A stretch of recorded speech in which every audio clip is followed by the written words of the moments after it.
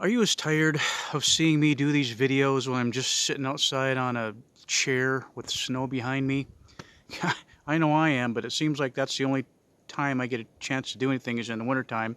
There's not enough light in the cabin.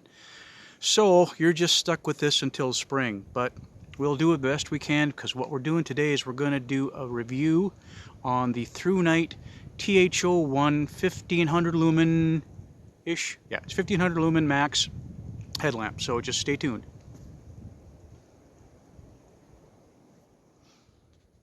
I pretty much live with a headlamp on my head. Seriously, I'm not joking. Even in the summertime, I'm always, excuse me, living in cabins and being in places where, even with the midnight sun thing going on, there's still a lot of dark corners. And I'm never without one of these.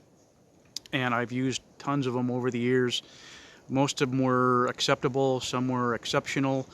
All of them were made of plastic up until this one. I wanted something that was a little more robust, or actually a lot more robust than what I could get with plastic. Got nothing against plastic, but I live in a northern climate, and if anyone knows anything about being in the north, everything is more brittle in colder temperatures, especially plastic.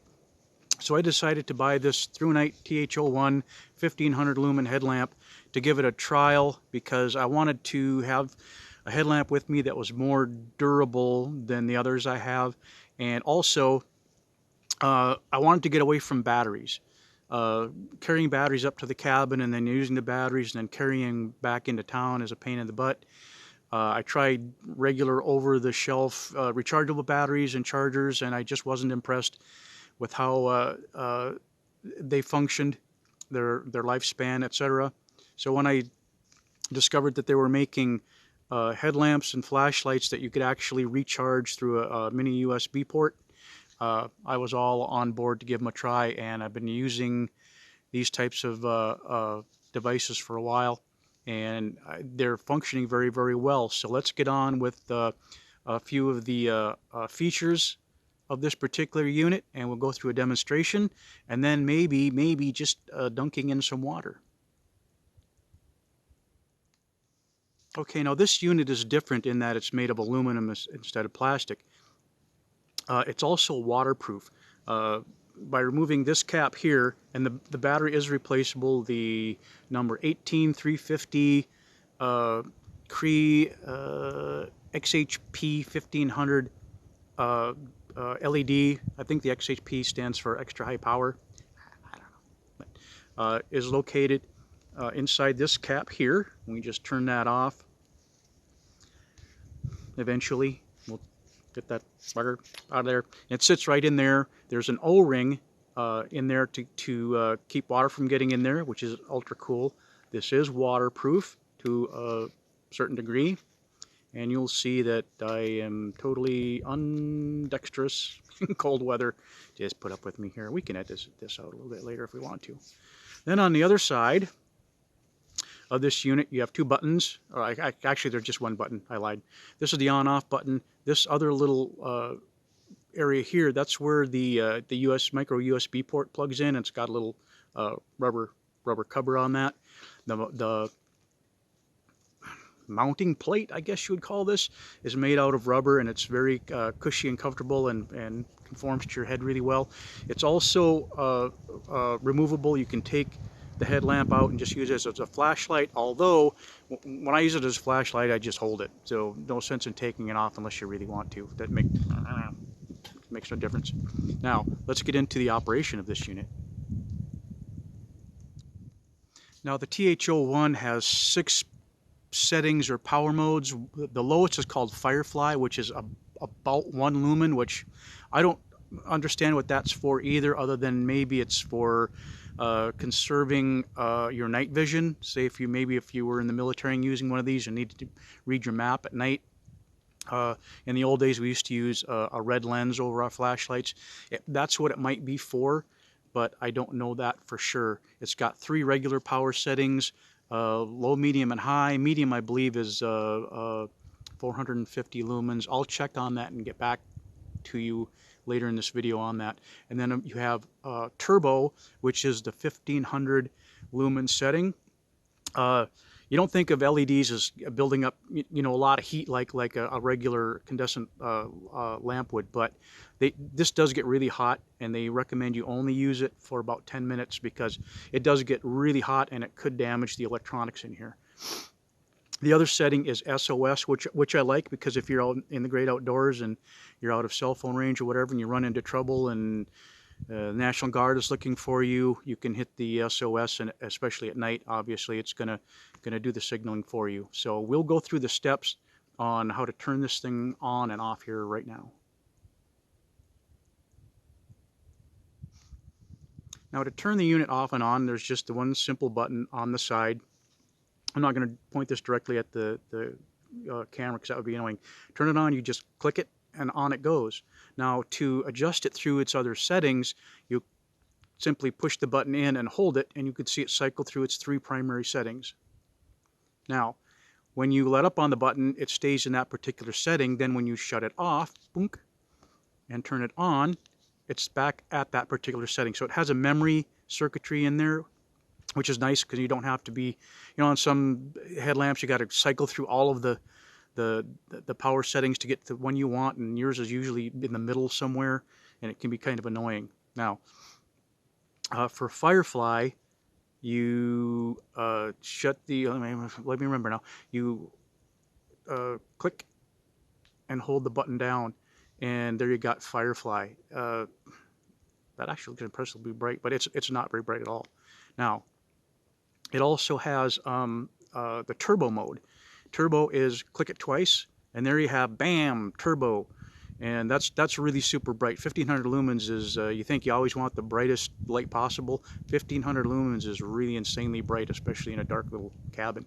Now for the SOS mode, you simply go 1, 2, 3, and there you have SOS. You have to let it go through the entire SOS. Otherwise it's just so. Ta-da, just like that. One click, turns it off.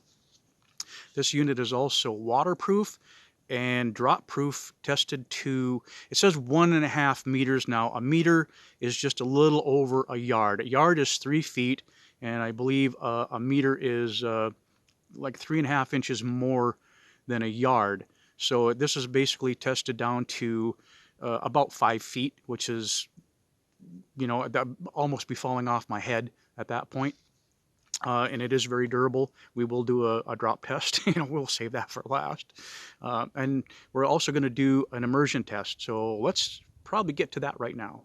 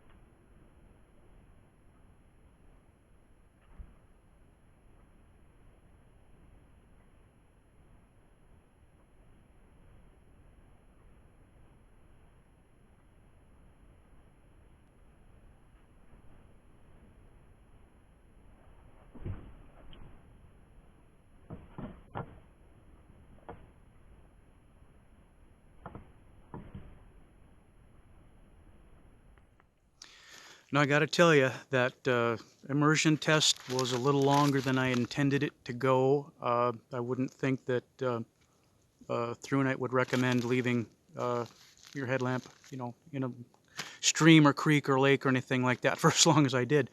But the fact of the matter is, I set it up, went outside to get some firewood, and one thing led to the other, and I forgot. So, but it makes for a good video, I guess, and it survived the test. With flying colors, no problems there.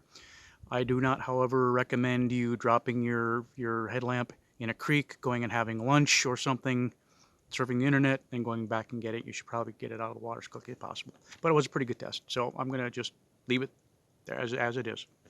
A couple things I should note, that I don't have these items here because I forgot to bring them up when I came up this fall, but For the, I believe today, the cost of this headlamp, the THO1 1500 lumen max headlamp is about $45.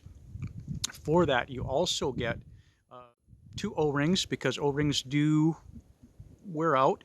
You get an extra USB port cover, little rubber cover thingy, and you also get a charging cord. You don't get the charger itself, but the charging cord is there. And you also get an additional, the rubber housing that holds the lamp to the head strap. You also get that in there. And here's, you're not looking at me. I can see, as I'm recording this, you're going to be seeing a picture of the accessories that came with it, because I forgot to bring them up.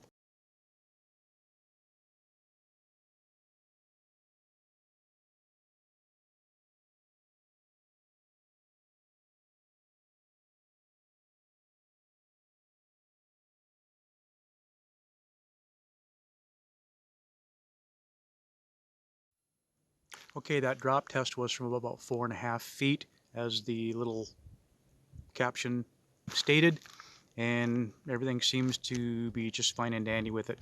I have dropped it on a number of occasions because I'm kind of butterfingered with stuff, so that's not the first time I did it, but I just don't normally, film everything I do. I probably should, then I wouldn't have to take so many takes, right? Okay, let's close up this video. Well, there you have it, the THO1 1500 lumen headlamp by ThruNite. It's a really good, rugged, durable unit. Probably designed more for the hardcore adventurer than maybe just someone who just needs to see inside the closet, but it is a really good unit. Going on these walks can be really tiring when you're trying to talk at the same time. Anyway, it's a really good unit. I've been using it for 6 months or so now, at least. What month is this?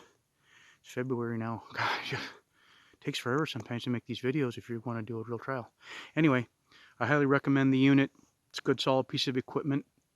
And that's it. Let's close up this video. Now, I am an affiliate marketer, which means I field test products that I generally use every day. I usually don't buy stuff that I don't use. Wouldn't make sense, right? Make videos on the better products and present them to you in the form of a video like this one.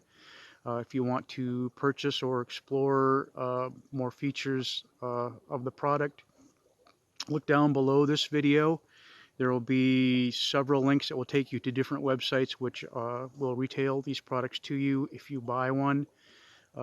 It will give me a small commission paid to me by that company, not by you. It doesn't add anything to your cost, and it will go a long way towards keeping me and my dogs out here in the woods making videos and doing stuff that I think is fun anyway.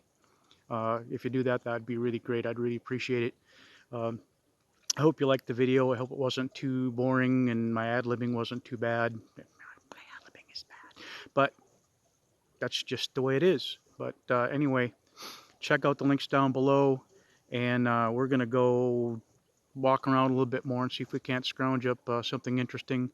It looks like a car back there, doesn't it? But it's not. It's just a down tree. Anyway, we will see you on the next one, and thanks for watching.